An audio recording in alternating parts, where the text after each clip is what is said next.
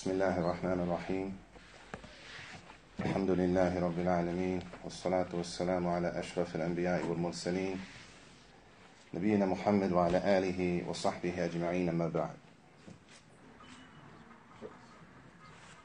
Today inshallah we're going to start with the actual book شرح الدروس المهمة لعامة الأمة, the explanation of the important lessons for every Muslim by Sheikh Abdul Aziz bin Baz rahimahullah. He wrote the book, and Sheikh Abdul Razak Al-Abbad, who is now currently a teacher in the Prophet's Masjid alayhi salatu wasalam in Medina. He explained the book, and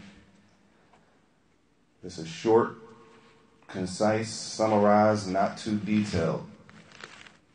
So this class is not going to be like very, very detailed. It's basics for, as he says in the Muqaddimah, in the introduction, the awam, a general Muslim living their everyday life, the things that they need to know on a daily, day-to-day basis, from how to believe in Allah, aqidah, how to pray.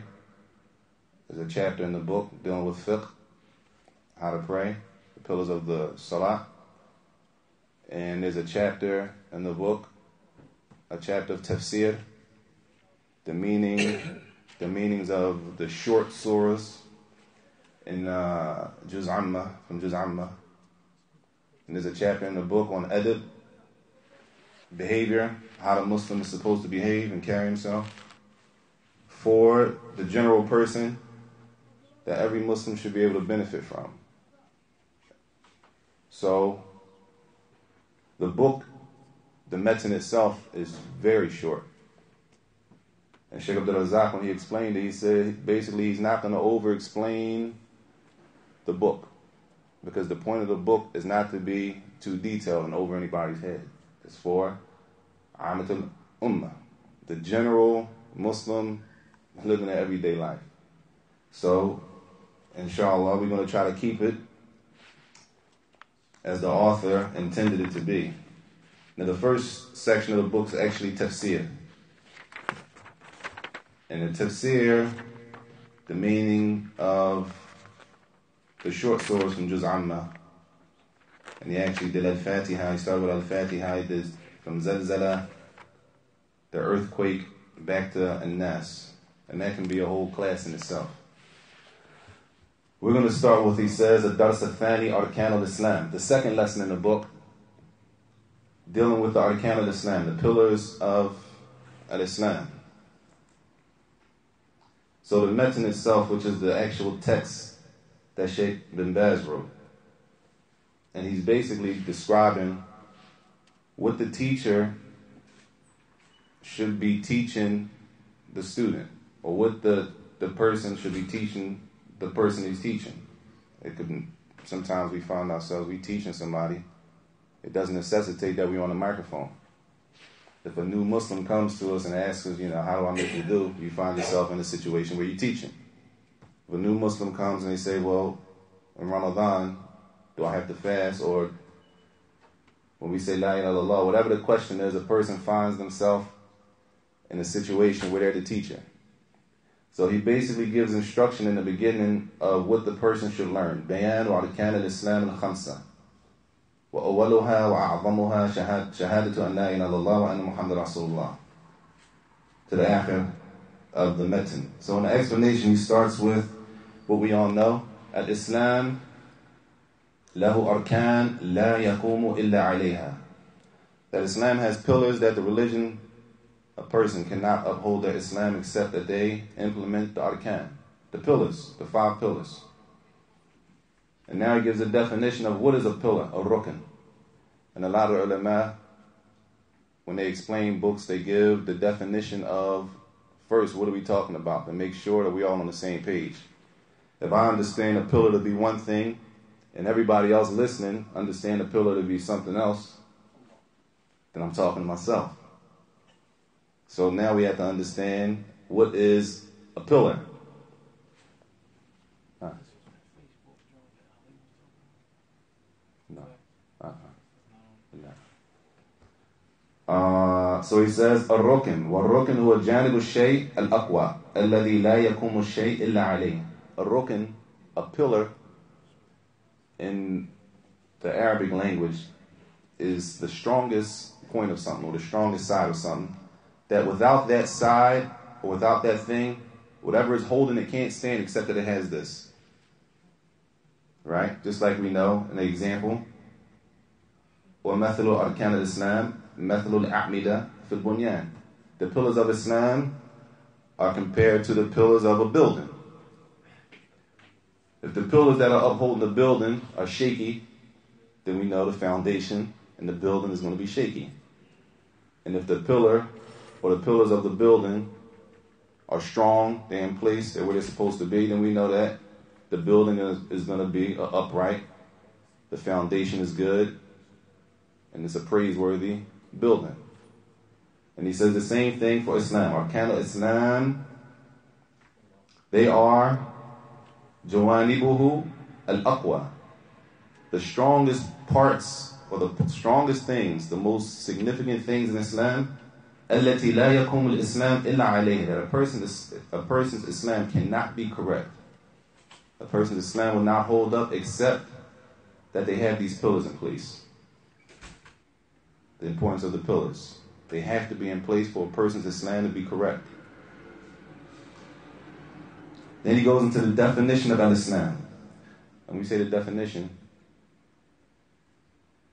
how is Islam usually translated? Peace. Peace. That's a translation. And they give a definition. What is Islam?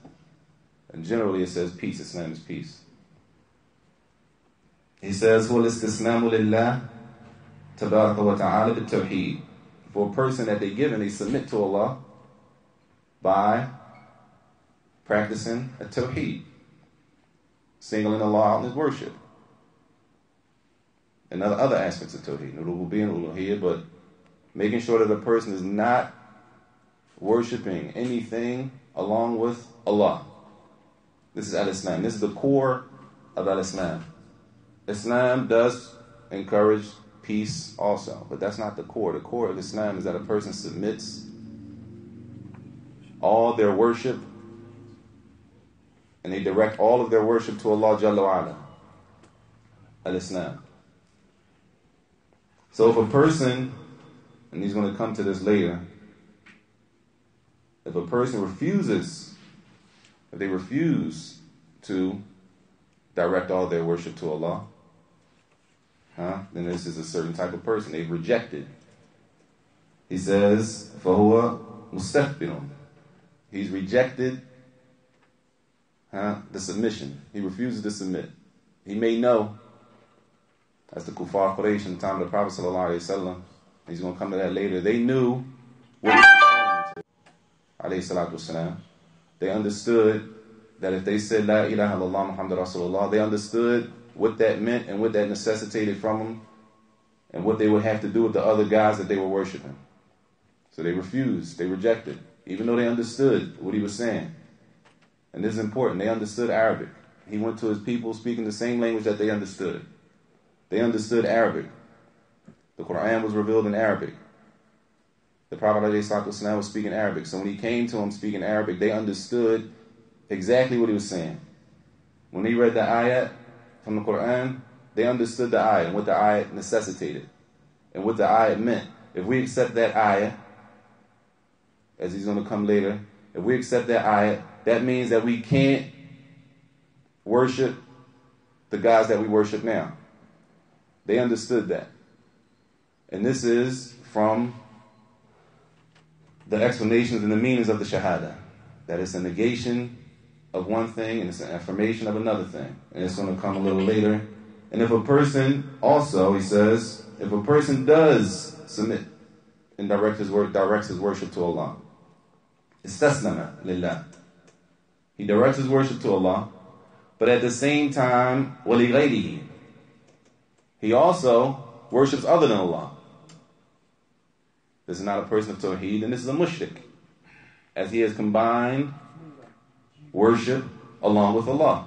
So a person could either totally reject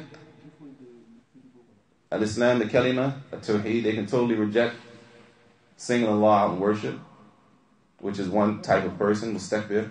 They reject it totally, or they might accept it. They might agree. And if you talk to some Christians now, they agree. They will agree.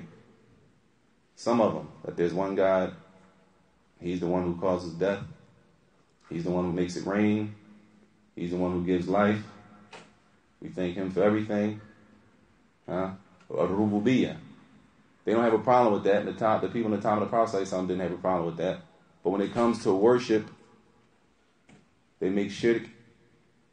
They put partners with Allah in worship, in uluhiyyah, in ibadah. When it came to ibadah, worshiping Allah, this is where the problem came in. So he goes on now discussing where do these 5 pillars come from. Al-Islam yaqumu ala arkanin khamsa. We know the 5 pillars that Islam stands on. Bayanaha an-Nabiy al-Kareem alayhi salatu wassalam. That the Prophet sallallahu alayhi wasallam, he explained these 5 pillars in the hadith of Ibn Umar radiyallahu anhuma. Ibn Umar radiyallahu anhuma, who was the son of Umar ibn al-Khattab. Ibn Umar was the son of Umar ibn al-Khattab, Ibn Umar. Tayyib. Ibn Umar radiyallahu anhuma was known, he was famous for something. Does anybody know? What was Ibn Umar famous for? Strict adherence to the sunnah. So he was known to be serious about following the Prophet sallallahu alaihi wasallam. So that he would even try to walk in the same footsteps. If there was a trail or path, he would try to walk in the same path that the Prophet sallallahu alaihi wasallam walked in. Ibn Umar. Sahaba. But if we try to do that today, we're extreme. If a person tries to hold on to the religion, even to some Muslims, they say you're extreme. That's overboard, akhi. You don't have to do all that. Allah knows. But the Sahaba, you got to be balanced. Sahih, you do got to be balanced. But what's balance? Balance. Being balanced is according to the Sharia. Being balanced is according to what Allah revealed and according to the Sunnah of the Prophet sallallahu alaihi wasallam. This is balance. Balance is not what I consider to be balance, or the generation older than us, what they consider to be balanced, if it's not in accordance with what Allah revealed. So this hadith of Ibn Umar radiyallahu anhuma, and it's a famous hadith, قال النبي صلى الله عليه وسلم إن الإسلام بني على 5 شهادة أن لا إله إلا الله وإقام الصلاة وإيتاء الزكاة وصيام رمضان وحج البيت. The hadith that Islam is built on 5. Islam is built on 5 things. The Shahadah, to bear witness, there's none worthy of worship except Allah. The establishment of the prayer, the paying of the zakat,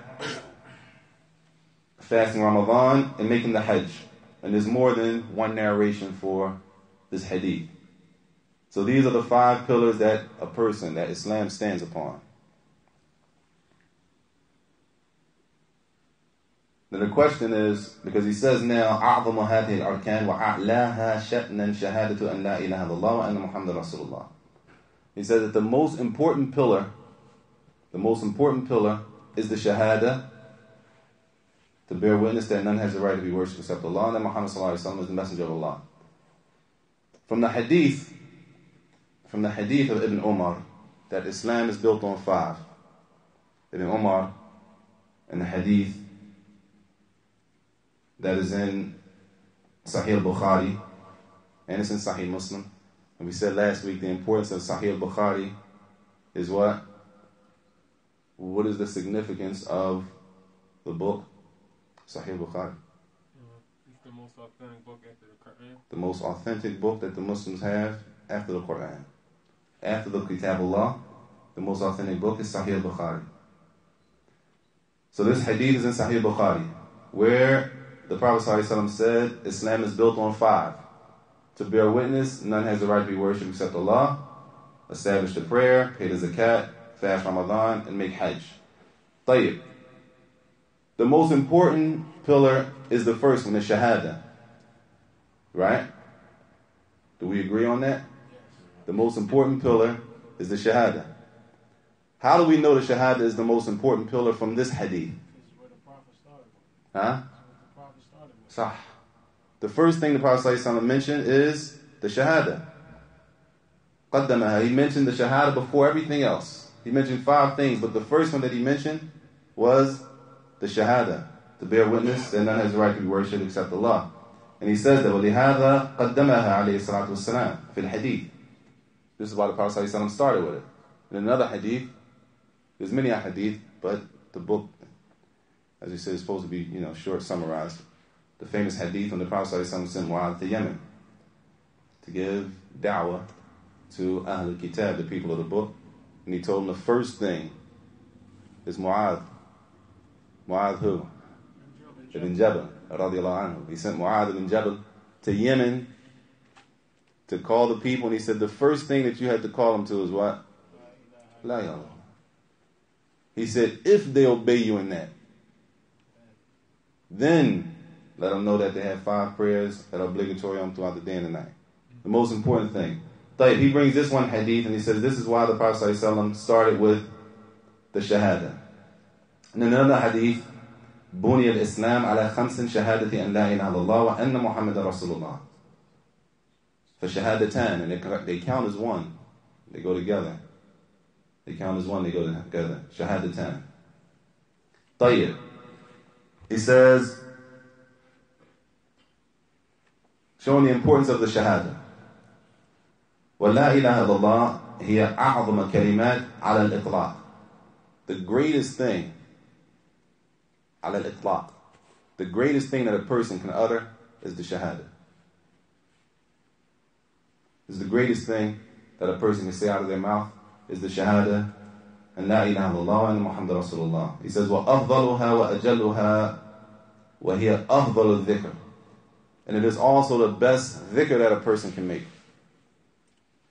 There's many different types of dhikr, like after the salah we say, SubhanAllah, Alhamdulillah, Allah Akbar, La ilaha illallah. All of the best dhikr is to say, La ilaha illallah.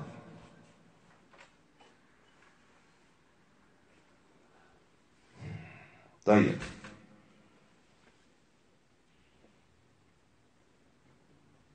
Question, how do we know that's the best dhikr? That's a hadith. Prophet sallallahu alaihi wasallam said everything in the heavens and the earth was on one scale, and La ilaha illallah was on the other, the latter without weight. Gee. Aham Shay is a hadith. There's a text that tells us something. It's a text. That's the most important thing, that there's a text telling us. And he's going to mention it right here. يقول نبينا عليه الصلاة والسلام. The Prophet sallallahu alaihi wasallam said, and this hadith is in At-Tirmidhi. And it's also in Ibn Majah, عن جابر بن عبد الله رضي الله عنه وحسنه شيخ الألباني. The Prophet ﷺ said, أفضل الذكر لا إله إلا الله. Wow. The best dhikr, the best form of remembrance is La ilaha illallah. So it's not an extraction.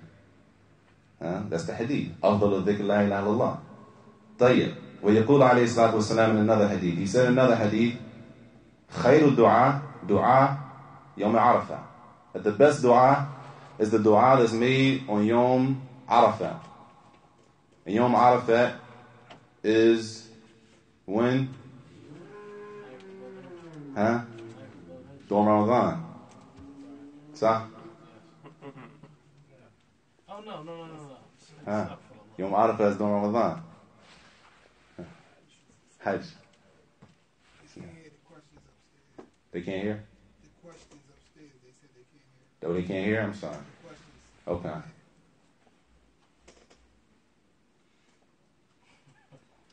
Yom Arafat. The day of Arafat is during Hajj. That day when the people sit on Arafat from Dhuhr to Maghrib, all day making dua. From Dhuhr to Maghrib, all day making dua, that probably most of us will never get to do that outside of Hajj, to sit somewhere and make dhikr and make dua from Salatul Dhuhr all the way until the Adhan of Maghrib with no other worries. I don't have to go anywhere, I don't have to pick anybody up, I don't have to pay any bills. Maybe I'll eat, maybe not. And people sit there and make dua. The Prophet ﷺ said, khairu dua on that yom, the best dua that a person can make on that day.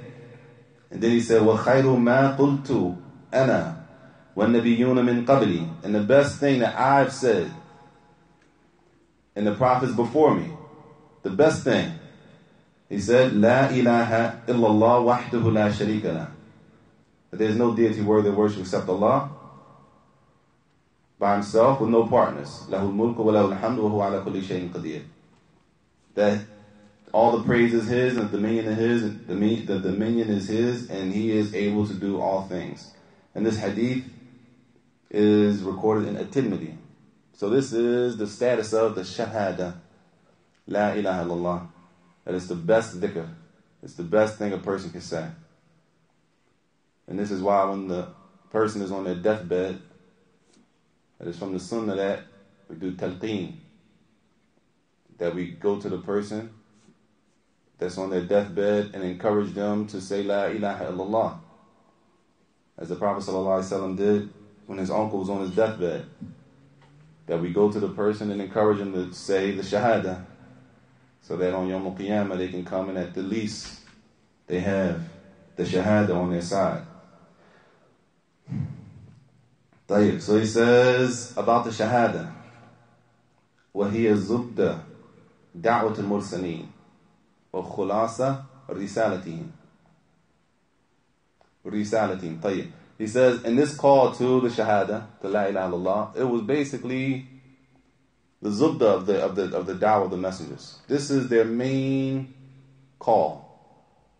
Their main call was to the Shahadah, to worship Allah by himself and to leave off worshiping other than Allah. وَأَوَّلُ كَلِمَةٍ يَسْمَعُهَا أَقْوَامُهُم مِّنْهُمْ.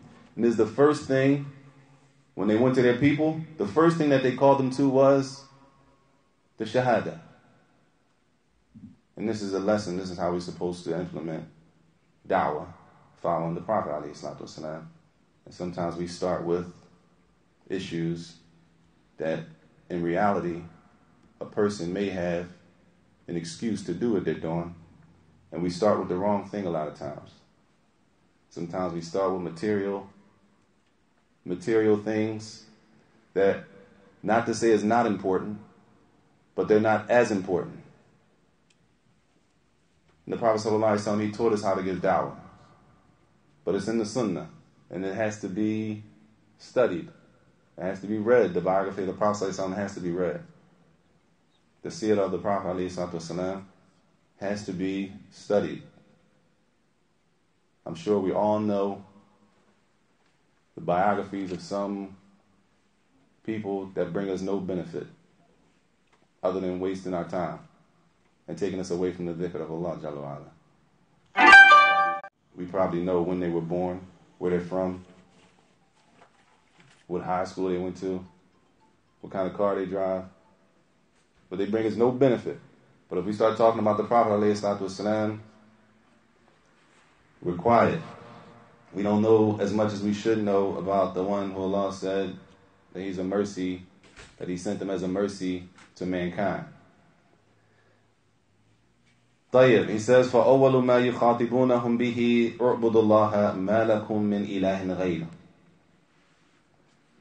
The first thing that they called him to was, and this ayah was mentioned last week, and it was said that Nuh is in Surah Al-A'raf. Nuh said it, Hud said it, Salih, and Shu'aib. Worship Allah, that you don't have any deity worthy of worship besides him. Worship Allah. It's important. as a side point, it's important to learn Arabic. Because the words are revelation, how Allah sent them down. And it's clear. It's clear. In Arabic, it's clear. Sometimes the translation is harder than the actual Arabic itself. It's clear. That's why the Kuffar Quraysh, when the Prophet ﷺ came, they understood exactly what he was saying. He said, you want us to leave all of our... If we say that, then we have to leave all of our gods off. That we learned from our grandparents and our forefathers. We got to leave all of that off for a person who they considered to be majnoon, crazy. They understood what it meant because it's clear. So the first thing that they called them to, the prophets and the messengers, was "U'budullaha ma lakum min ilahin ghayruh." Worship Allah as you have no deity worthy of worship other than Allah. طيب. Now he moves on to the ma'na. Ma'na la ilaha illallah. The meaning of la ilaha illallah. Now we have a meaning that's correct and we have a meaning that's incorrect. La ma'budu bihaqqin illallah. طيب. Which means what? None has the right to be worshipped in truth except Allah. طيب. If somebody said none has the right to be worshipped in truth except Allah. طيب. If somebody said la ilaha illallah, a non-Muslim comes, or somebody, maybe a new Shahadah, a non-Muslim comes, they say, what is the Shahadah? What is that? So a person, the Muslim responds, there's no God but Allah. La ilaha illallah, they say there's no God but Allah. Is this correct? Sahih? Huh? Why not?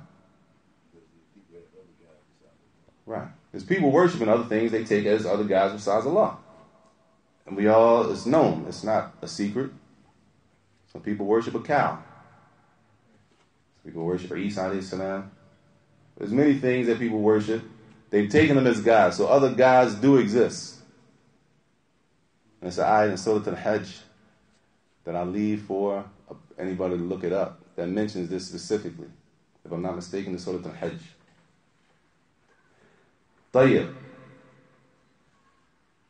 So he says, La ilaha illallah, and this is important because there's two parts to it. La ilaha illallah, nafiyan jami'a ma yu'badu min dunillah. طيب.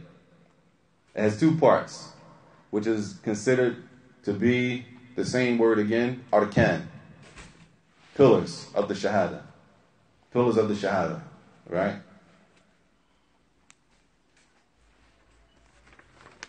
And these pillars, as is going to come later, as he says, La ilaha illallah, فهي كلمة قائمة على الركنين عظيمين أساسين متينين. The word stands upon these two pillars that have to be, a person has to come with both pillars. You can't come with one pillar and not the other. He has to believe in the kalima, including both pillars. He says, La tawheeda lillah illa bihima. A person is not a person of tawheed except that they come with both pillars. And it's probably something that we already know subliminally, but just to bring it to the light. These two pillars, an-nafyu wal-ithbat. There has to be a negation of something, and there has to be a confirmation of something.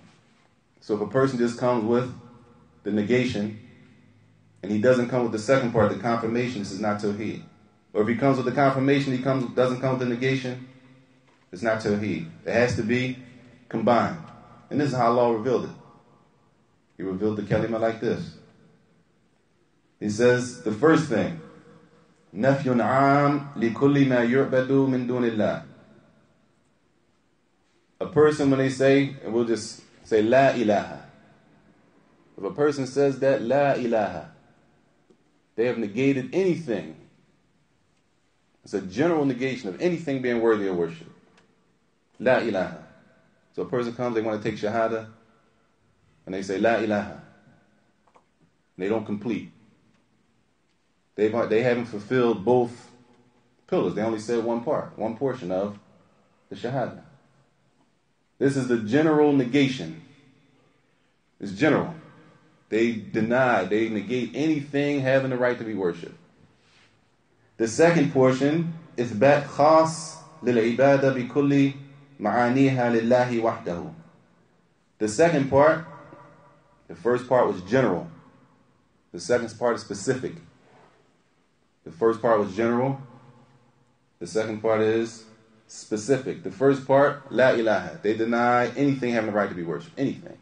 And he says here specifically, whether it be an animal or jamal, yani, inanimate objects. People might worship statues or walls or whatever they worship. Whether it's plants, whatever it is. La ilaha, they negate anything. It's a general negation of anything. Then they come with the second part. We have to come with the second pillar, which is ithbat khas. The confirmation is a little more specific. Now we confirm with the second part when we say illallah. We confirm that all ibadah, all worship is for Allah specifically. So it's a general negation and a specific confirmation. Now we probably already might subliminally know this stuff, but this is how it is broken down to make it clearer, to make it wadah, to make it clear. Tayyib. So he says the same thing here. So if a person only does one, they're not considered a person tawheed. Meaning the person says La ilaha. Yani, there's nothing has the right to be worshipped. They didn't make any ithbat. They didn't confirm anything. They just say La ilaha. They came with one pillar, which is the negation, but they didn't come with the second pillar.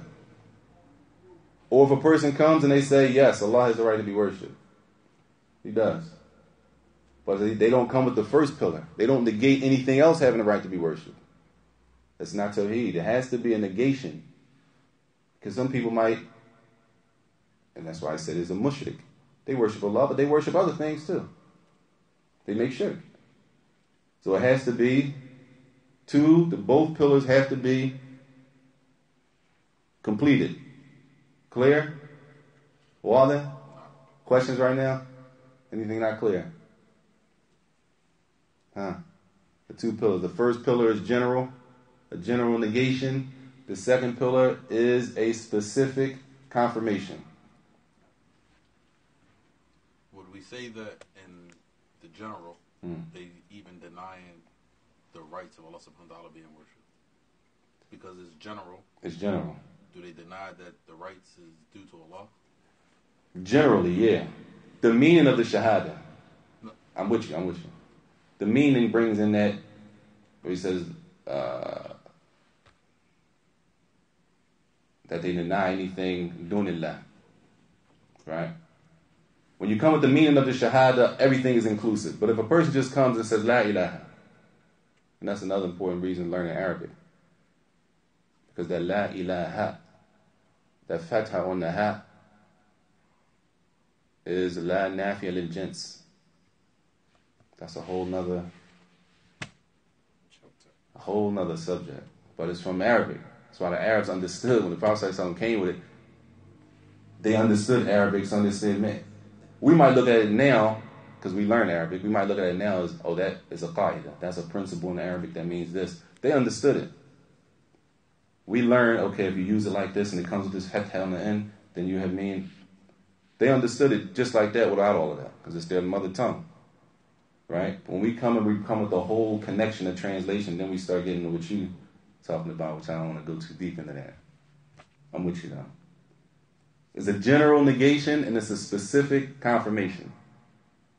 Okay, my hand was up because I just wanted to make clear that aside from the 5 pillars that you spoke of, you broke down La ilaha illallah into 2 pillars. There you are. Into 2 pillars being the negation and confirmation. Mumtaz, excellent. Sahih. Okay, so I'm Sahih. 2 pillars. Okay. Tayyib. Now he brings numerous ayat that give the meaning of these two pillars. The two pillars are what? A negation and confirmation or affirmation, sometimes it says. He says, قال تعالى وَقَضَى رَبُّكَ أَلَّا تَعْبُدُوا إِلَّا إِيَّاهُ.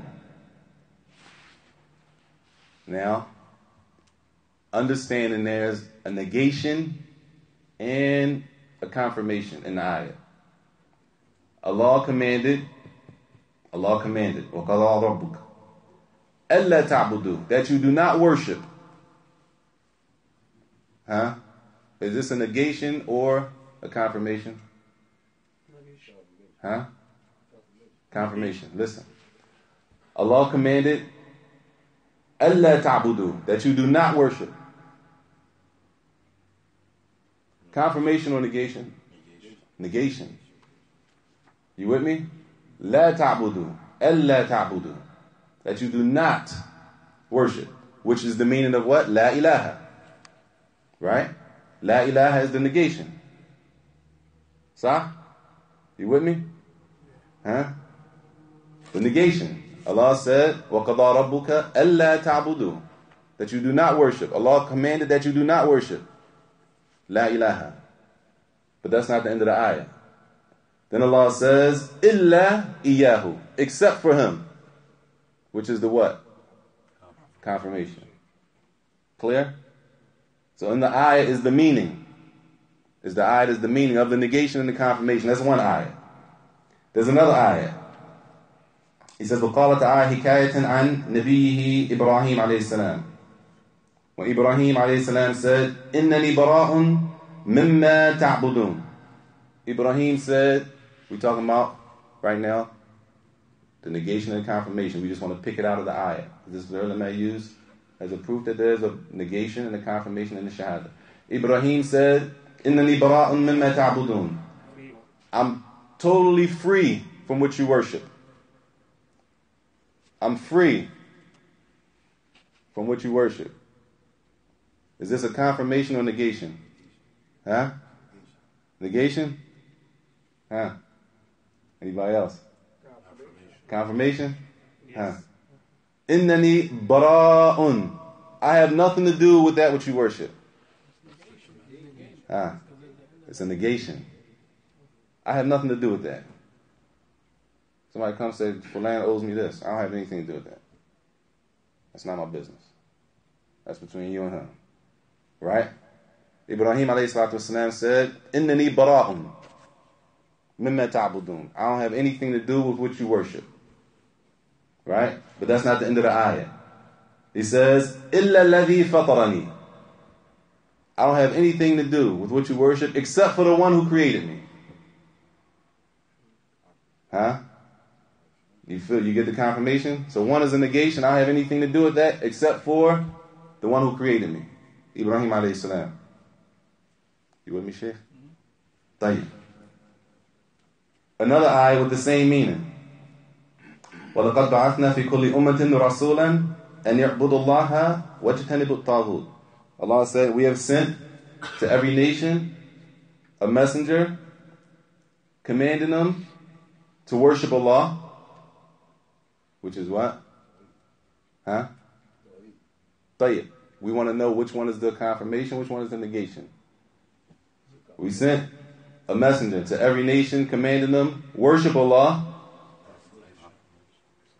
Jayid, confirmation. And the second part, wajtanibut taghut, and stay away from the taghut, the false deities. The negation comes second. All of these ayat have the same meaning. Clear? The confirmation and the negation, and those are from the pillars of the Shahadah. La ilaha illallah. Hey. Yes. The word you just mentioned, the taghut, Hey. is that a parameter, or is that a borderline, or don't go past this, or am I going too far? Taghut. I think it's translated as false deity, but false deity. A little more detailed. Something that is worshipped, or for example, a person is being worshipped. He knows he's being worshipped, and he's okay with it. He's pleased with people worshiping him. It might sound crazy here, but it goes on in the world. It goes on in the world. I know a brother from, I forgot what part he was from, Zungurana. Tata Zungurana, yeah, shit. Zungurana, I forgot where he was from. I think he was from the Ivory Coast, I think. He told me a story. They had a man there who said that first they had a Kaaba in this country. People used to come there and make Hajj. He was very serious. He was serious. And he said they had a man there who said that he was a messenger. He was talking to the angel Jibril. He would talk. He said the man would talk to, there's no one here. He would talk, and he said, this is angel Jibril talking to me right now. Give me a minute. 1 minute, I'm talking to the angel Jibril. Have a conversation just like this. I mean, so it might not, some stuff might not happen here, you know, but Islam is not restricted to America or Philadelphia. It's worldwide, and some things that might sound strange to us, but it's going on. طيب, so he says that this word, La ilaha illallah, فهي ليست كلمة لا معنى لها. It's not a word that doesn't have a meaning. There's a serious meaning included in the Shahadah. هي كلمة مشتملة على أعظم المعاني. And it is a word that holds from the greatest of meanings. Singling Allah, the Tawheed. The same thing that Allah said we were created for. وَمَا خَلَقْتُ الْجِنَّ وَالْإِنسَ إِلَّا لِيَعْبُدُونَ. That we have not created the jinn and the mankind except to worship us. Meaning to worship Allah. All of this is contained inside of the Shahadah. That's why it's important to understand it. Because there's some things that can invalidate a person's Shahadah. There's some things that can invalidate a person's Shahadah.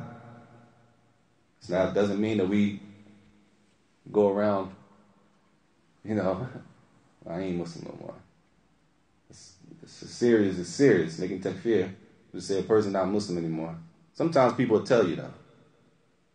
May Allah protect us all. And our families. But sometimes people will tell you, you know, no, I'm not Muslim anymore. Or I used to be Muslim. And they smile. Yeah, I used to be Muslim. I used to be into that. Right? People leave the religion. And this is why there's called Nawaqid al-Islam, nullifiers of Islam. This is not something new. The nullifiers of Islam are not new. They didn't come from Saudi Arabia. They didn't come from a specific country. They don't come from wherever. The old books of fiqh, old books, go all the way back to Abu Hanifa.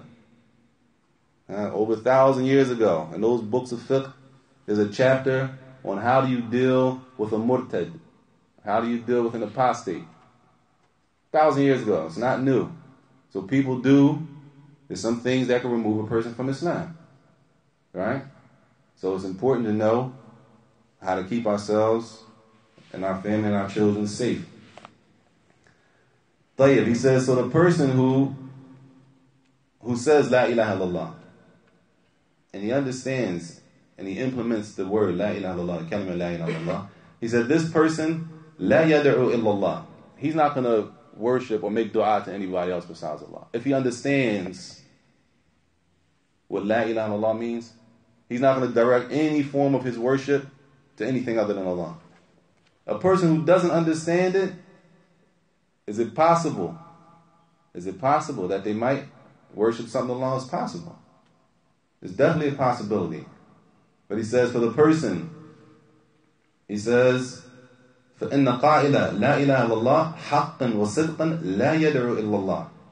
The person who understands, they're truthful when they say La ilaha illallah, and they understand it, they're not going to worship anything besides Allah. And he mentions a bunch of different types of ibadah here.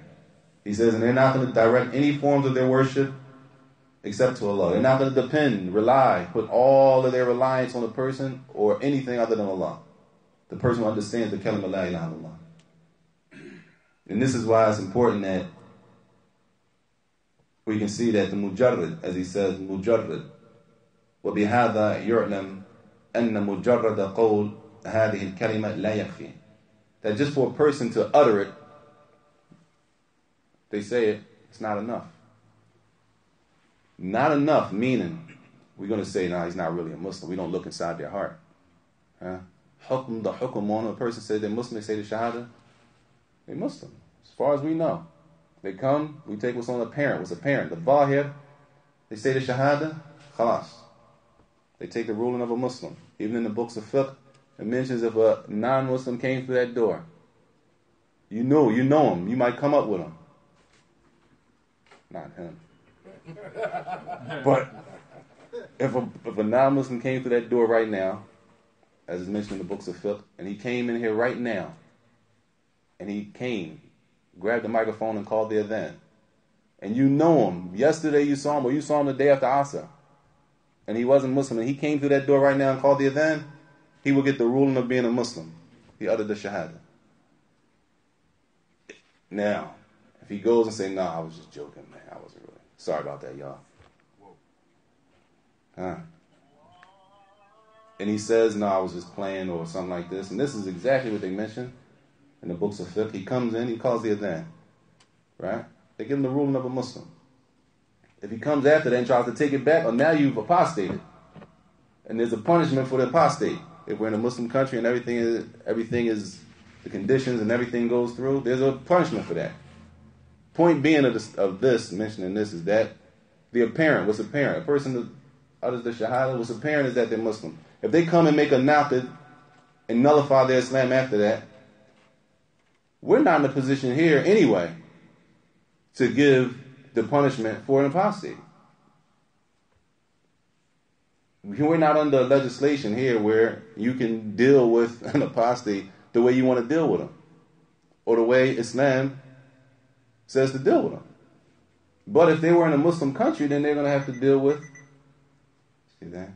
They're going to have to be dealt with accordingly.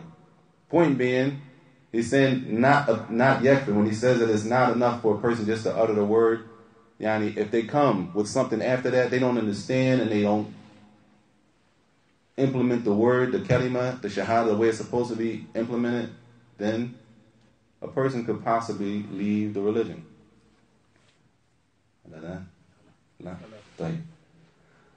He says, بل لابد من العلم بمعناها والفهم لمدلولها. But a person has to understand the meaning of the shahada and what the shahada necessitates from a person with regards to Allah's rights. It's important to understand. When I say the shahada, this means what? Not the translation. That translation necessitates for me that I do certain things and that I don't do certain things. That I believe certain things and that I don't believe certain things. That's what the shahada necessitates. Lastly, before the adhan, and this is important, it says, لقد كان المشركون الذين بعث فيهم رسول الله صلى الله عليه وسلم يفهمون معنى لا إله إلا الله لكنهم استكبروا عن قبولها. That the people who the Prophet صلى الله عليه وسلم was sent to during this time, they understood the meaning. They understood it.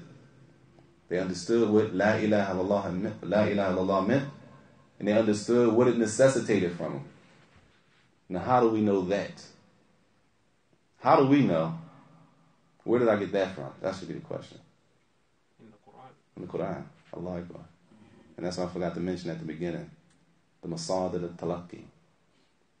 Our reference points, as Muslims, we have reference points where we take our beliefs from.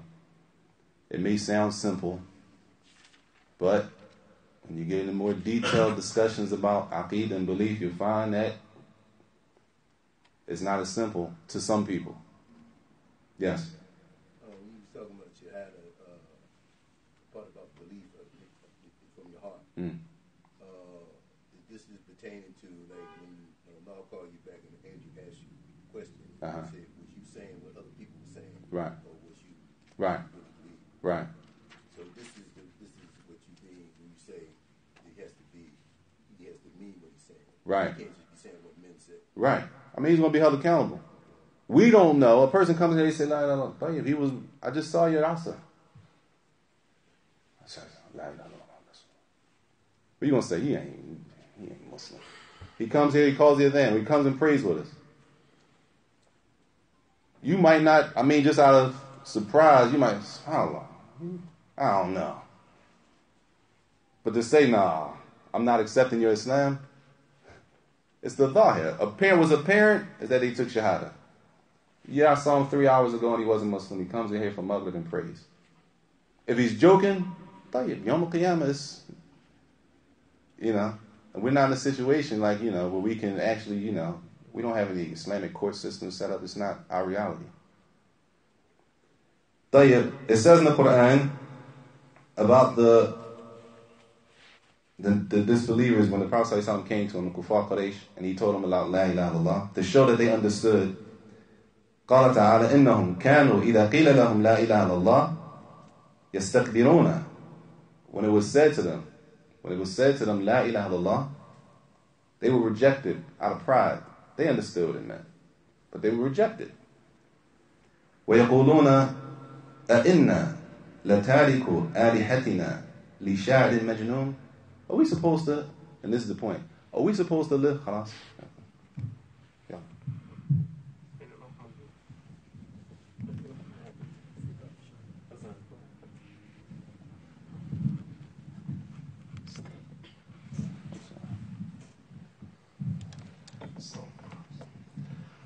الله أكبر الله أكبر الله أكبر الله أكبر أشهد أن لا إله إلا الله أشهد أن لا إله إلا الله أشهد أن محمدا رسول الله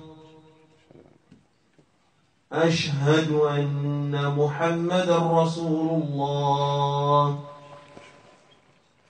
حي على الصلاة حي على الصلاة حي على الفلاح حي على الفلاح الله أكبر الله أكبر لا إله إلا الله.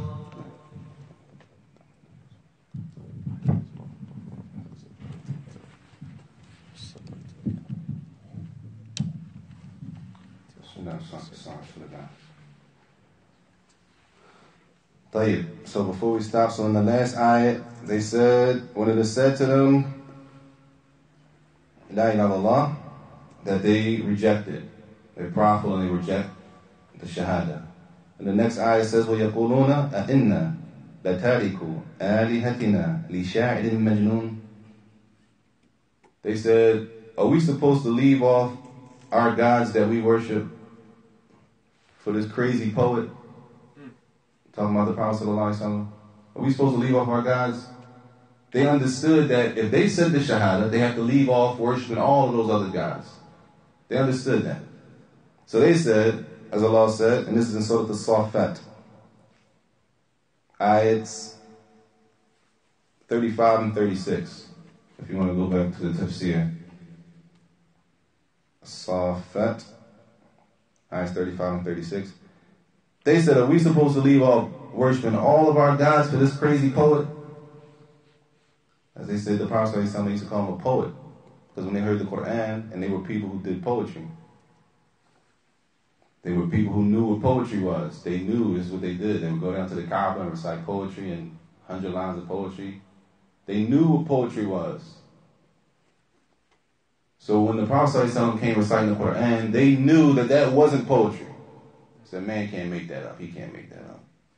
That's impossible. This is what we do. We do poetry. That's not poetry. He got to be crazy. He's Majnun. He's crazy. So he's a crazy poet. He's not a regular poet. Allah understand. The Shahadah Majnun, as Allah said in the Quran. Are we supposed to leave off worshiping our gods for a crazy poet? That's one ayat. It says, حَيْثُ فَهِمُوا أَنَّهُمْ أَنَّهَا تَعْنِي تَرْكَ الْآلِهَةِ. So they knew that if they said it, that means that they had to leave off the other gods. وَبُطْلَانْ عِبَادَتِهَا مِن دُونِ اللَّهِ. And they had to leave off worshiping those other gods instead of worshiping Allah. They understood that. That's one ayat. The other ayat, وَلِهَذَا قَالُوا. For this reason they said, أَجَعَلَ الْآلِهَةَ إِلَهًا وَاحِدًا. Allah in Arabic is clear. They said, is he trying to make all of our gods into one God? This is without all the explanation that we doing. When they heard the ayat, is he trying to make all of our gods into one God? They understood Kuffar, Quraysh. They understood what La ilaha illallah meant and what it necessitated for a person if they said it. So they said, is he trying to make all of our gods into one God? Inna hada la shay'un urjab. This is something strange. Amrun ghayat al-ajab. This is seriously strange. This is not like something normal. He wants to leave off all of those gods that we worship, our grandfathers and our ancestors worship, for one God? It's crazy. And that's what they thought the Prophet was, crazy. And this is why the station of the Sahaba is so high. Because Abu Bakr, radiallahu anhu, he believed him. Abu Bakr, he believed him. When he made the Isra, and they came, and he said he went to Jerusalem and back. And one night, they said, I know you're not going to believe this. They went to Abu Bakr, said, listen what he said this time. Listen to this one. He said he rode on a riding beast one night, all the way in the back. Muhammad said it, Abu Bakr. Muhammad said it, I believe it. It's Iman, the Iman of the Sahaba. That's when he was named Siddiq. Siddiq. So the Kuffar Quraysh, they understood the meaning of La ilaha illallah. And we'll stop there till next week. We'll start with the shurut La ilaha illallah. Questions? What was the ayahs that you made reference to as it related to the Sheikh Abdul Razak Hafidhullah mentioned for the affirmation and negation? وَقَضَى رَبُّكَ أَلَّا تَعْبُدُوا إِلَّا. That's ayat Surah Al-Isra 23. Surah Al-Nisa 36. I don't think we did that one, but that's another one. Surah Al-Zukhruf 26 and 27. And Surah Al-Nahl. Surah Al-Nahl, ayah 36. And there are more. There are more in the book, but that's, inshallah, yakfi. Inshallah, the principle, when you said like somebody comes in, calls the adhan, can we apply this same principle to someone who gives you the salam? The salam? Like inside of salam, the Shahadah is not inside of the salam. The Shahadah is not contained inside of the salam. The Shahadah is contained inside of the adhan.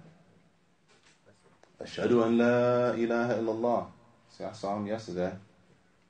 We spoke about Islam. He didn't call me and tell me he took Shahadah, but that doesn't mean, so it's taking on the apparent.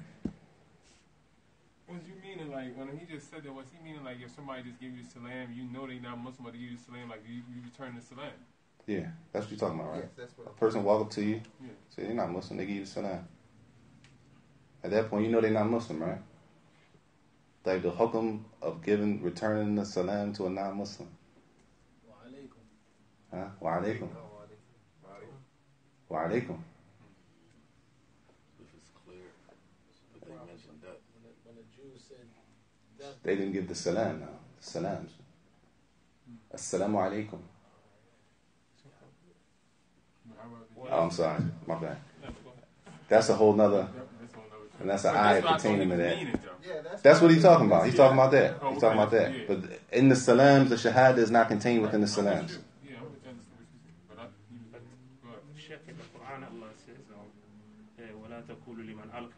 إليكم السلام لست مؤمنا. So if salam come, if the person say correctly, Assalamu alaikum, you're supposed to answer. Right. Because Raddu salam wajib. There you are. And there's an ayah in the Quran pertaining to that. That's how he was meaning. But the ones there was an answer to them, they was playing with the words. That's what he talking about. When they made dua against the Prophet ﷺ and Aisha responded. That's a different scenario. I've had the situation where someone who I clearly know is not a Muslim will say Assalamu alaikum wa rahmatullahi wa barakatuh. They'll say it clearly. They could even be from the lands of the Muslims and used to talk in Arabic. And they're not Muslims. But they'll give you the full salam. Me, myself, if I can distinguish that they're not a Muslim, I don't return it. But then I've had people, oh, you should give the salam because he gave the salam because he Due to the ayah. The ayah says, if you agree with the greeting, to return the greeting or that which is better. And that's a whole issue in itself, about specifically what you're talking about. If you're giving the greeting, then return the greeting with which is equal or better.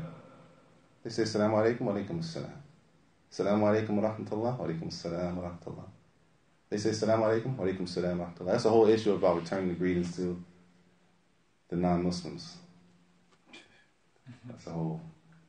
I've given greetings to people and gotten wa alaikum back.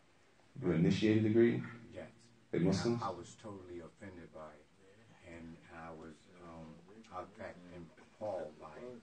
You're right. So, perhaps I I didn't look like a Muslim, or, there had to be something that, or perhaps maybe it's because they didn't know me personally. Maybe they just ignorant. Right. Yes. So sometimes a lot of Arabs, when you overseas, a lot of Arabs do that too. Right. And sometimes see, there's a thin line. There's that thin line right there. Where sometimes people might teach something or give someone what do you call it? Hukum? A ruling. The ruling, and not give them the entire thing, and then it goes a long way.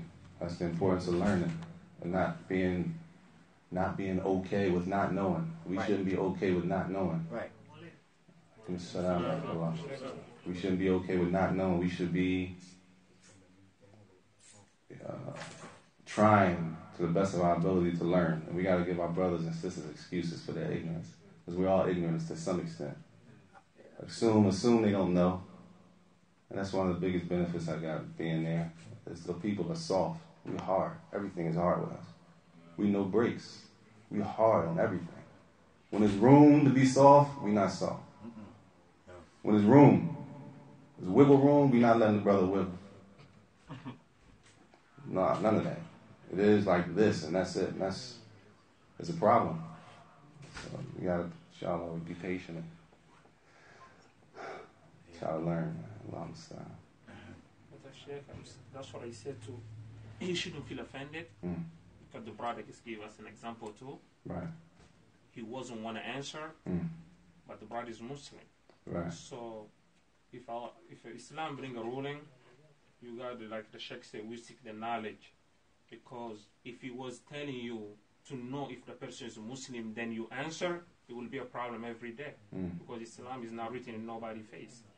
So if anybody give you a full salam, if you notice it's a full, complete, you have to answer it. It's not even an option to answer. It's a must. We're not talking about what he was talking about. We're not talking about that hadith that he mentioned is a specific situation where they didn't say the salam. They said a dua, a different dua. It wasn't a salam. It was something else.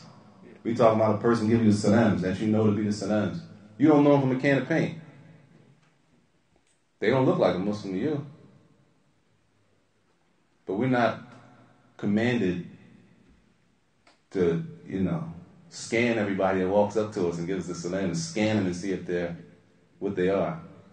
We simple instructions. If you greet with the greeting, return which is equal or better. You do your wajib. And any other questions? A guy that was, they seen a guy on the bus with a big cowboy hat on. So he turned and gave a brother his leaf that was on his way to the magistrate. So he didn't greet him back because the guy was looking like, Muslims don't wear cowboy hats. So he got that's what he's assuming, right? So he gets the junior and he looks yourself from the first turn around and nod at it. Ignorant, man. Allah protective. To clarify to the other brother was saying Arab people do it too. Yeah. We should understand that it's not every Arab person which is knowledgeable person. Sahih. The Arab brothers give so much privilege to the Arab.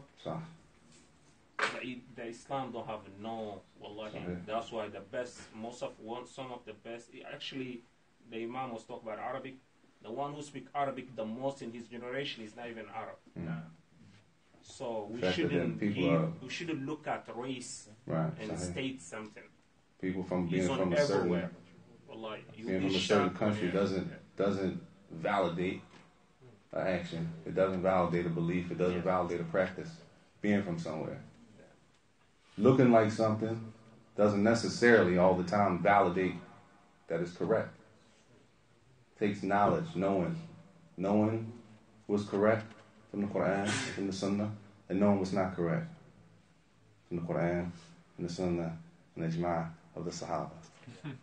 We'll do that, inshallah, next week.